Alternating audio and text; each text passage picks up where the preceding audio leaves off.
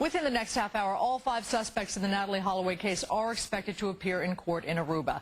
The judge could decide whether or not to hold Joran and Paul Vandersloot and 3 other suspects for 8 more days.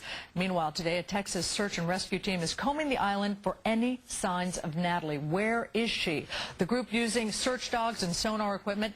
The Natalie Holloway case has been hitting home for a lot of parents, especially those with teenagers who soon may be heading off to tropical vacation spots for senior trips or summer vacations. Well, joining me now, Robert Siciliano, security analyst and author of The Safety Minute, How to Be Safe in the Streets, at Home and Abroad so you can save your life. That's a great title. Thanks for joining us.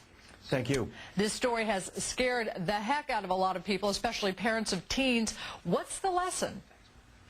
Well, they have to realize that they have to pay attention to their kids' behaviors. Overall, they need to realize that when they are out on vacation, when they go away for a weekend or a week at a time, as a high school student, chances are there might be some drugs involved. And what I mean by that is there could very well be ecstasy, Special K, marijuana, and even alcohol, of course.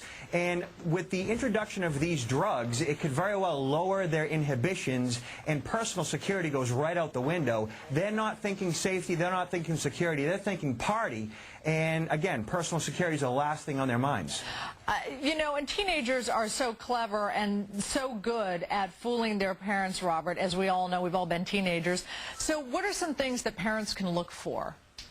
Well, first off, sit down and spend some time with the child and talk about, what you're going to be doing on the trip. Ask them if, in fact, they're going to be participating in imbibing alcohol, if there's going to be any marijuana, if they know anyone. What teenager would admit that to their parents? I mean, honestly, oh, yeah, we are going to be drinking. Oh, yeah, I'll probably get wasted a couple nights. I mean, Well, really, develop a relationship with your kid early on that you can have these types of conversations with them.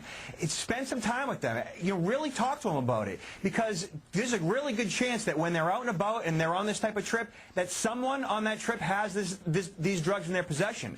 And once they start on this stuff, again, personal security goes right out the window. Okay, you have some great tips that I want people to hear for travel security. One of them is cover your drink. That's so interesting.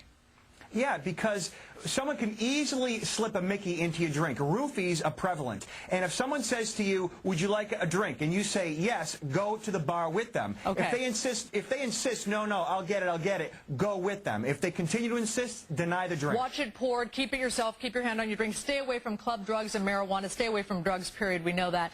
Ask which areas of the city should be avoided, particularly after dark. Now, that's something a lot of kids might not think of. Yeah, talk to the concierge.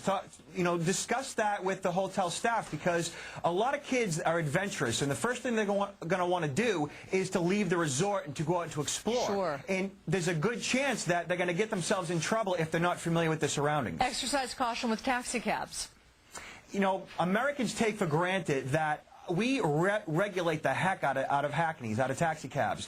And in other countries, it's just not so. And there's a real good chance that once they head out and they leave the resort, that they could be getting in someone's vehicle that might be a predator. And be wary of excessive attention from strangers.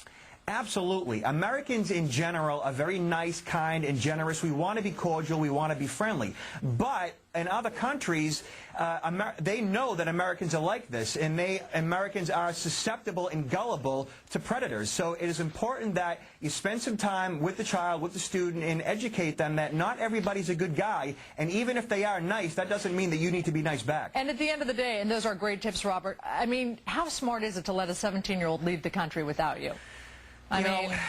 That's a great question. It's, they look like and they act like adults, but they don't think like adults, and they're not nearly as responsible as adults. No. And you have to have at least a chaperone for every 5 students. You have to be right on them, because like you said at the very beginning of this conversation, they're very clever, and they're going to do what they can do to get away and to be adventurous.